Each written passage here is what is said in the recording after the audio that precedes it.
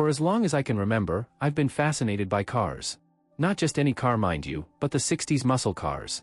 Being a boy in that era, it was easy to recognize each and every make and model. Hot Rod magazine was my Bible, and drag racing was my ambition. My dreams were filled by thoughts of when I would be old enough to buy the car of my dreams. My dream car changed almost every time the new models went on the showroom floor.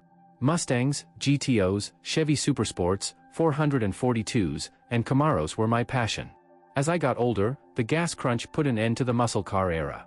Detroit had stopped producing the high-horse-powered monsters and concentrated on more economical autos. It was sad to see, but I took it like a man and cried my eyes out. In high school, I found a replacement for my fantasies, girls. Some were built for racing, and others were decked out for comfort. While I was in college, I picked up a little red Italian job, with a wicked set of headlights and the shapeliest trunk I have ever seen. I'd read about this type for years, but when you're in love you overlook the obvious flaws. She was hard to start and required constant maintenance, but when she was wound up, man, what a ride. Justine and I got married a year after we graduated. It was a big Italian family wedding with some crazy Irish relatives thrown in to keep things interesting. That explains the red-headed Italian, I guess. Me, I'm pure white bread, just a typical California boy, named Scott. It's been a pretty average life for Ju and me. We worked our asses off to pay for the house and put our boy through school. Ju manages an insurance agency, and I work in corporate America for a large bank. Our house is on the last few years of its mortgage, and our boy Joe is out of college on his own now. Life's pressures should be easing up on us, but something has gone wrong lately in our marriage. We seem to be at odds with each other a lot. Ju has always been hot-blooded and has a temper, but this all seems different. It's like she is trying to start fights on purpose lately. I can't help but get the feeling that there is no real point to some of the things she says and does. Things just seem to come out of left field. It's not like her at all to be so out of control. There have been other changes too, like the lack of you-know-what and intimacy. We have always enjoyed being around one another and just holding hands while we watch a movie. These days though, Ju seems to avoid me like I have a disease. I can't even remember the last time we made love. There is you-know-what occasionally, but there is not much love involved. Ju has been having problems sleeping at night, but sometimes on weekends she'll sleep until late in the afternoon. Her eating habits have changed as well. She picks at her food and has no appetite at all. I have asked her to see a doctor, but she insists that she is fine. When I told her how worried I was about her, she told me to leave it alone, that she was okay. Being the optimistic type, my head told me things would work themselves out if I didn't push too hard. I wasn't going to give her any reason to fly off into another tantrum. I would ride out the storm, so to speak. Ju has been the best thing to happen in my life. She's my world. We were coming up on our 25th anniversary. It was time to really do something special for the both of us. With more time and money available these days, my plan was to build a car and take a couple of weeks touring the country with no set agenda. It would be a time for us to rebuild what we once had. Building a car would give me something to concentrate on besides Ju always bitching at me. I had worked on cars when I was young. It wouldn't be easy, but it was doable for me.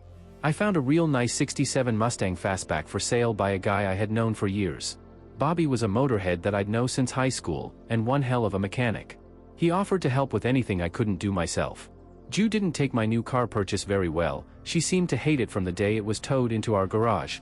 Buying the car as a surprise for our anniversary, the reason for buying the car had to be kept a secret.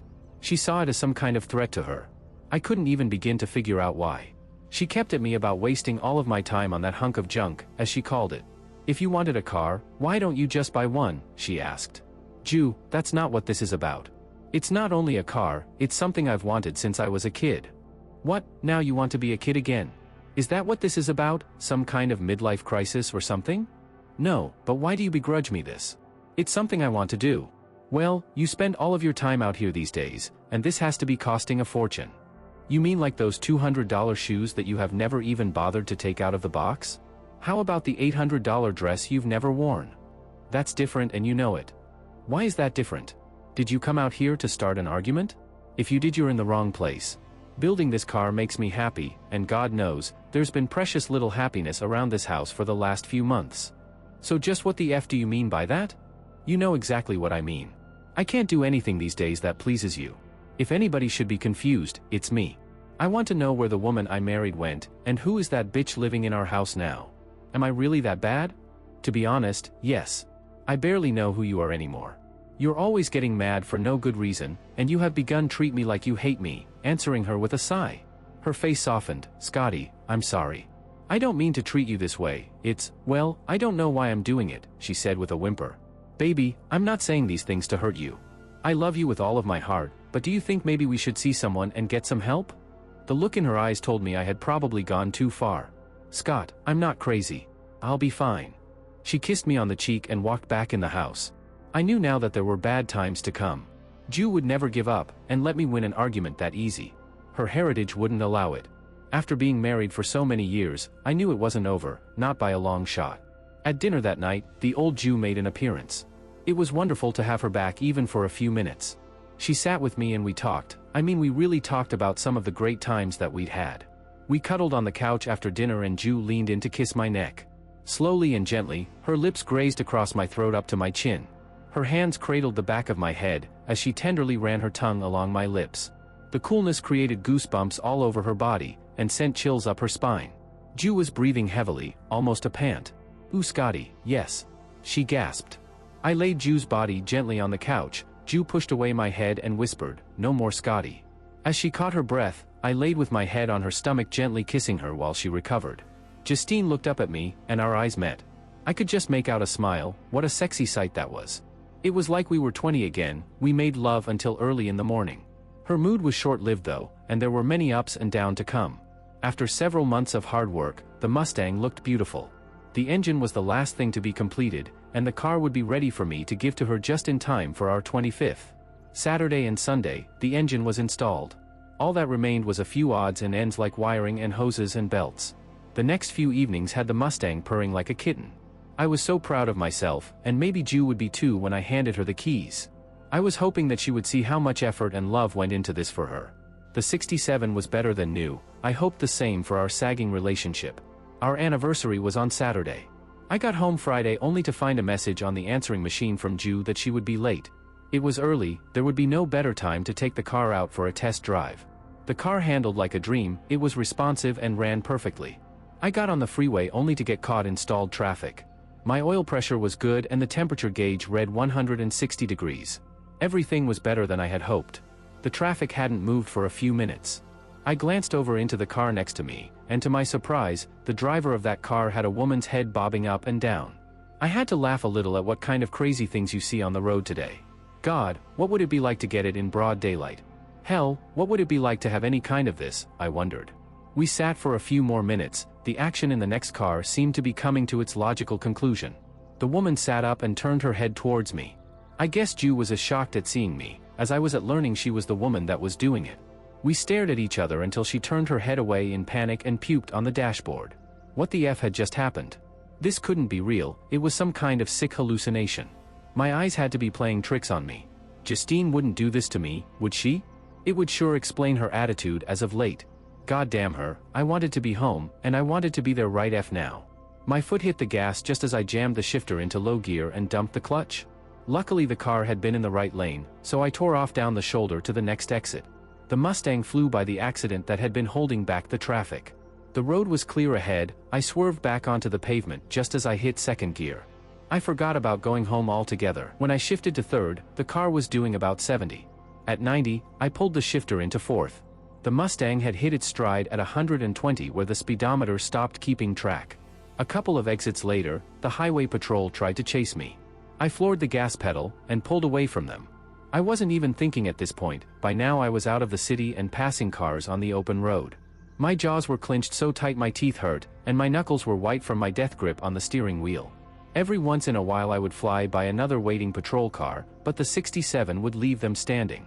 It was apparent by now that I was in some pretty deep shit, but it wouldn't be as bad as what I faced at home when I saw Ju again. The anger rose in my throat like bile. I had never in my entire life experienced rage I was now consumed with. My instinct was to kill, to crush, and lash out for the pain I was feeling. The adrenaline of the speed only served to fuel the fire I felt inside. One wrong move would put an end to it all. Could I? God, Ju, why? What had brought us to this? By this time, the tears in my eyes made it hard to see, and the sane part of me told me to pull over or somebody was going to get hurt.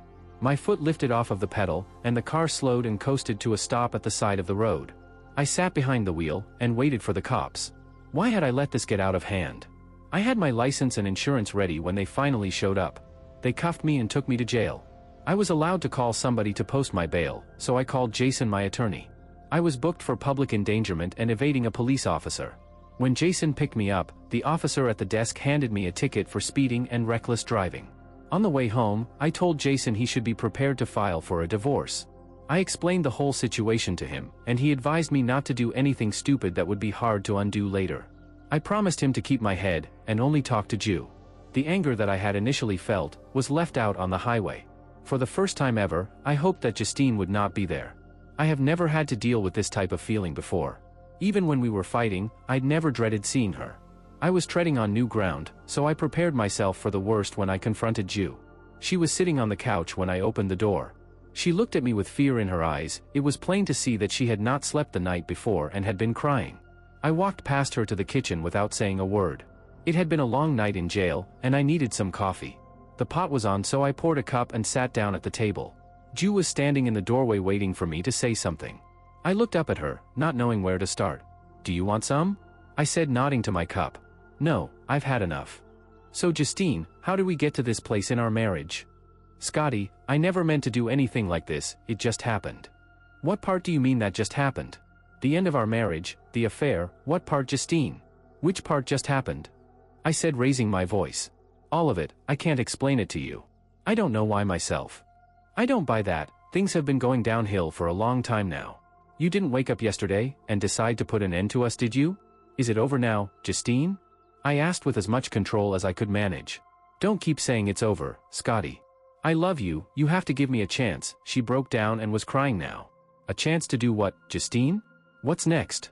The only thing you haven't done is say it's my fault. Is that next?" I couldn't look at her anymore right now. I went to the spare bedroom and closed the door. Sleep wouldn't come, my eyes were fixed on the ceiling. The white plaster was like a movie screen, with a never-ending loop of Ju in that other man's lap. I wanted it to stop, but no matter how hard I tried, it wouldn't go away. God, what a wonderful way to spend your 25th anniversary, alone with a broken heart. After 2 hours of that endless scene in my head, I got up and went to the kitchen for a drink. Ju was still sitting at the table. She seemed to be somewhere else in her mind though. She didn't move, it was as if she had been cast in stone. I wanted to strangle her at that moment, but oddly, out of pity and love I wished to hold her and comfort her at the same time. Were we both losing our minds? How could I still feel the need to help her after yesterday? I couldn't figure out why. We sat at the table. I tried to will her to look up at me, to give me some sign of recognition. I wanted her to tell me what had gone wrong, to somehow make the pain go away. I had no idea what tomorrow held for us, but we were certainly not doing any good sitting where we were. I gathered Ju up into my arms and carried her to our bed.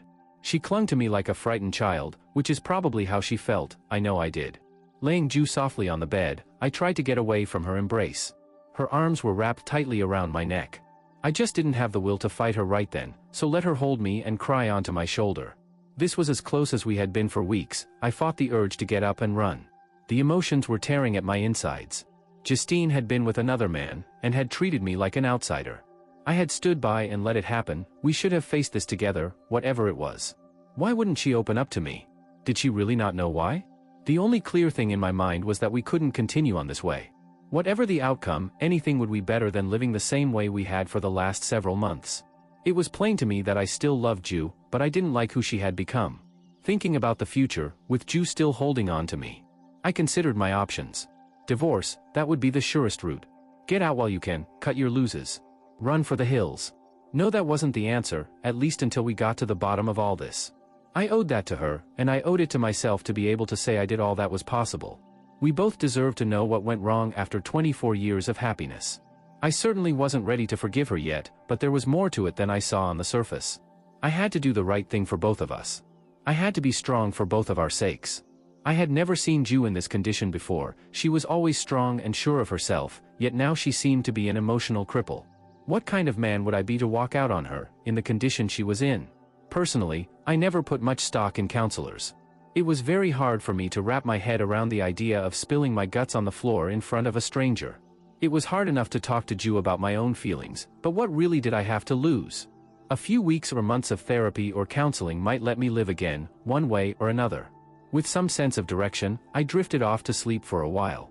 Ju was still holding on to me for dear life. I knew what I had decided, but what about her? What does Ju want to do? Will she accept what I had chosen?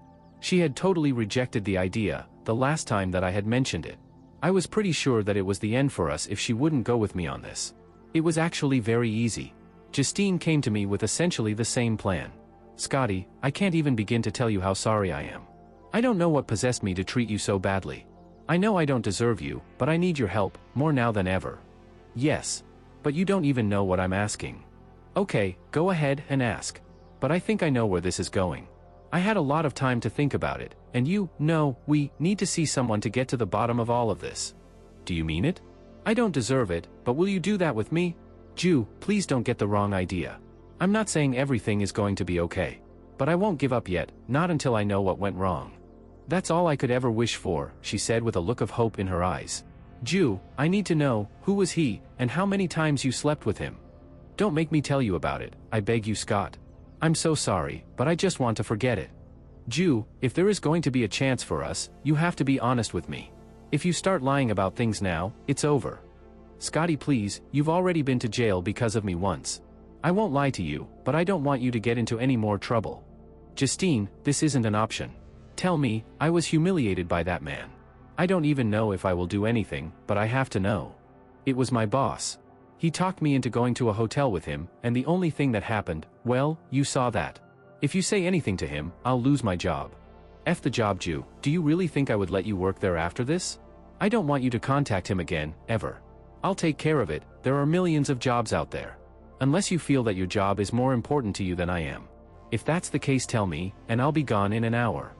No, Scotty, I didn't even think. You're right, of course. Oh God, I wish none of this had ever happened. Well, I do too, but it did. But we can't go back now, I said and walked away.